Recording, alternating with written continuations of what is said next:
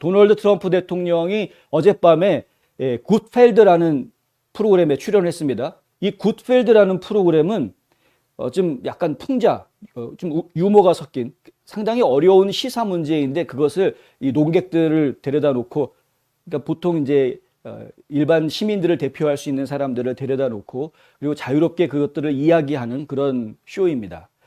심야 방송 프로그램 중에서 지금 인기 1위로 등극을 했다, 이런 이야기가 지금 나오고 있는 쇼이죠. 팍스뉴스에서 지난주에 발표한 내용을 보면 8월 16일에서 22일 한 주간 동안에 시청률 집계에서 굿펠드 쇼가 심야 방송 프로그램 중에서는 1등을 차지했다. 그래서 새로운 심야 프로그램의 왕이 됐다, 뭐 이런 이제 발표가 나온 적이 있습니다. 닐슨 시청률 평가에 보면은 NBC 방송의 지미 펠런, 그리고 ABC 방송의 지미 키멜, CBS 방송의 스티븐 콜버트보다도 더 많은 시청자를 끌어모았다라는 통계가 나와 있습니다. 이렇게 굿펠드가 시청률을 높일 수 있었던 그 원동력, 그 배경에는 어떤 것이 있냐면 바이든 행정부의 실패, 그리고 트럼프에 대한 재평가, 이것이 사실은 그 밑바닥에 있다라고 보시면 딱 맞습니다. 왜냐하면 굿펠드라는 인물 자체가 워낙에 트럼프 대통령이 대통령으로 있었을 때에는 트럼프를 계속 공격했던 인물이었습니다. 하는 건건마다 비판하고 비꼬고 뭐 이랬던 인물이었는데 언젠가부터 태도가 바뀐 것이죠. 태도가 바뀔 수밖에 없는 일들이 지금 여러 가지가 벌어지지 않았습니까? 사실 고백하자면 저도 좀 비슷한 상황인데 트럼프 대통령이 하는 행동에 대해서 100% 이해하지는 못하고 있었던, 저래도 괜찮은 건가, 뭐 이런 이제 염려 반 우려 반 뭐 이런 식으로 바라보았던 상황이었는데, 그랬는데 작년 선거 지나고 올해 바이든이 입각을 해서 행동하는 모습들을 보면서 이건 완전히 잘못됐구나라는 걸 확실하게 알 수 있었던 것 아닙니까?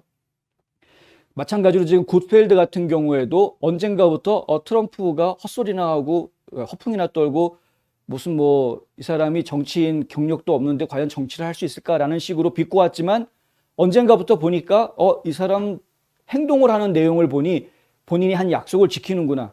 그 행동 내용이, 결실이, 행동으로 맺어주는 결실이 진짜 자신이 말하고 있던 것과 일치하는구나라는 걸 이제 보기 시작을 한 것이죠. 그렇게 태도가 변한 굿펠드의 이 방송 내용에 대해서 많은 국민들이 지금 환호하고 있는, 관심을 가져주고 박수를 보내고 있는 이제 그런 상황이다, 이런 겁니다. 어제 굿펠드하고 트럼프 대통령의 만남이라는 것은 일반적으로 정치 전문 논객들이라든가 정치 전문 기자들과의 인터뷰하고는 다르게 지금 풍자적이고 유머러스한 사람과의 인터뷰여서 좀 더 그런 분위기 자체가 좀 달랐습니다. 배경에도 사람들이 막 웃는 웃음소리 같은 것들이 배경으로 계속 들어오고요. 근데 일단 굿펠드의 첫 번째 질문은 그거였습니다. 내 평가에 대해서, 내 점수에 대해서 어떻게 생각합니까? 라고 굿펠드가 물어봅니다. 당연히 자기 점수가 좋으니까 이제 자랑하듯이 물어본 것이었겠죠. 트럼프 대통령이 아주 좋은 점수, 놀라운 점수 받고 있는 거 알고 있다. 평가가 좋다는 거 알고 있다. 그런데 이제 좀 쓴소리를 좀 하기는 합니다. 근데 별 비교 대상이 되는 사람들이 전부 다 능력이 없는 사람들 아니냐. 이 얘기는 바꿔 말하면은 MBC나 ABC나 CBS나 이런 방송국들의 지금 심야 프로그램을 진행하고 있는 사람들이 결국은 바보고 좀 능력이 없는 사람들이기 때문에 싱거운 경쟁을 지금 하고 있는데 거기서 1등 했다고 너무 자랑하지 마라, 뭐 이런 식으로 약간 비꼬아서 얘기하는, 그러니까 굿펠드가 다른 정치인들을 비꼬아서 이야기하듯이 트럼프도 굿펠드를 비꼬아서 얘기하는 이제 그런 모습을 보여줬었고요. 그리고 이제 트럼프가 분명하게 이런 이야기를 하는데, 그리고 굿펠드가 이렇게 질문을 합니다. 두 번째 질문이 그거였는데, 트럼프 대통령한테 내가 당신을 상당한 기간 동안 굉장히 싫어했던 것을 기억하고 있느냐, 이렇게 물어봅니다. 근데 트럼프 대통령이 뭐라고 대답을 하냐면은 굿펠드, 당신이 내 팬이 아니었던 시기가 있었다라는 것은 알고 있다. 그런데 당신이 언젠가부터 이 일들이 이루어지는 것에 주목하기 시작했다. 나는 그것이 사랑인지는 잘 모르겠지만 어쨌든 덕분에 더 가까워졌다. 이제 이런 이야기를 합니다. 그러니까 굿펠드가 그 말을 받아치면서 뭐라고 하냐면, 그걸 사랑이라고 나는 말하지 않겠다. 하지만 그것은 존경이다. 내가 행동이 아닌 말에 집중했기 때문에 틀렸었다라는 것을 인정하는 것이다. 이렇게 이야기합니다. 저는 이 대목에서 상당히 좀 감동을 받았는데요. 나름대로 공인이라면 공인인데 방송을 진행하고 있는 정치 논객인 이 굿펠드라는 인물이 내가 당신의 행동이 아닌 말에 자꾸 집중해서 보다가 결국 트럼프란 인물이 어떤 인물인지 잘못 판단했다. 당신이 하는 행동을 보니까 그러니까 당신이 제대로 보이기 시작했다. 이 말을 한 겁니다. 본인의 내가 과거에 잘못 판단했던 내 과거를 인정하고 당신에 대한 존경심을 지금 보여주려고 한다. 이제 이런 이야기를 하는 것인데 그 부분에서 좀 감동이 됐었습니다. 굿펠드는 지금 이 세상, 지금 현재 미국을 놓고 이야기하면 현 시점은 심술궂은 트윗은 없어졌는데 이제 트럼프 대통령이 더 이상 트윗을 못하지 않습니까? 그러니까 심술궂은 트윗은 없어졌는데 그리고 사람들이 말하는 그 아주 나이스한 멋있는 대통령이 지금 백악관에 들어서 있는데 그런데 나라는 완전히 똥뚝간에 처박혀져 있다. 크래퍼라고 이야기합니다. 똥뚝간. 예. 크래퍼. 이 나라는 완전히 망해버렸다 이거죠. 예. 쓴소리하는 트럼프의 트윗도 없고 그러니까 시끄럽지 않은 트위터가 시끄럽지도 않고 그리고 백악관에는 아주 나이스한 바이든이 대통령으로 들어가 있는데 그런데 미국은 좋은 방향으로 가는 게 아니라 지금 완전히 망해버렸다. 이런 이야기를 지금 하는 것이죠. 그리고 어제 인터뷰에서는 이제 여러 가지 이야기들이 나오게 됩니다. 뭐 국경 위기 문제 그리고 특히 아프가니스탄에 대한 이야기들이 많이 나오는데 기껏 아주 멋있는 군대를 만들어 가지고 군대를 아주 강한 군대로 키우고 세워서 거기에다가 돈까지 해가지고 뭐 엄청난 현대식 장비를 다 갖춰줬는데 그걸 지금 탈레반이 뺏어 가지고 탈레반이 지금 아파치 헬기를 몰고 다니고 미군이 입던 군복을 입고 지금 미국이 이 테러 집단한테 군복도 입혀주고 무기도 주고 돈도 주고 뭐 이런 상황이 지금 돼버렸다라는 이야기를 이제 쭉 하는 것이죠. 그러면서 이제 또 인터뷰에서 어떤 이야기로 넘어가냐면은 백신 이야기로 이제 넘어갑니다. 굿펠드가 이제 이런 질문을 하죠. 자기 와이프가 아내가 있는데 그 아내가 백신을 안 맞으려고 한다. 그래서 이거 어떻게 이야기해야 될지 모르겠다. 어떻게 조언해 주겠느냐라고 트럼프한테 물어보니까 트럼프가 왜 안 맞으려고 하느냐 이렇게 거꾸로 물어보죠. 그러니까 굿펠드는 이 좀 회의적인 입장이다. 백신에 대해서 백신을 믿지 않으려고 한다. 그러니까 트럼프가 대뜸 이렇게 물어봅니다. 러시아 출신 러시안이지 와이프가 이제 이렇게 이야기를 합니다. 그리고서 서로 막 웃습니다. 이게 무슨 말이냐 하면은 굿펠드가 또 물어보죠. 러시아인들하고 말다툼하면 안 되나요? 그러니까 트럼프가 안 돼요. 그들은 매우 똑똑하고 냉철합니다. 이제 이런 이야기를 하는데 러시아 오만 괴로움을 다 당하지 않았습니까? 트럼프 입장에서는. 러시아 사람들에 대해서는 좀 남다른 감정이 있는 것이죠. 이제 이것이 하나의 웃음거리로 넘어가긴 했습니다만은 굉장히 뼈아픈 이야기들이 그 안에 다 숨어져 있는 겁니다. 그러니까 뭐 언중유골이라고 말 속에 지금 뼈들이 다 들어가 있는 그런 이야기들을 저희가 볼 수 있었고요. 트럼프 대통령은 코로나 바이러스 백신에 대해서는 확실하게 이야기합니다. 어제 방송에서도 분명하게 이야기하는데 만약에 그냥 코로나 바이러스에 대해서 대처를 제대로 못했다면 1917년에 1억 명을 죽게 했던 그와 같은 상황이 또다시 벌어졌을 것이다. 당시에 1억 명이 죽었다. 1억 명이.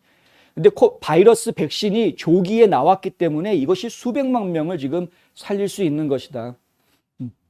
백신 접종하라고 나는 권장하고 싶다. 하지만 그녀에게는 자유가 있다. 이렇게 이야기하죠. 이것이 트럼프 대통령의 일괄된 백신에 대한 입장입니다.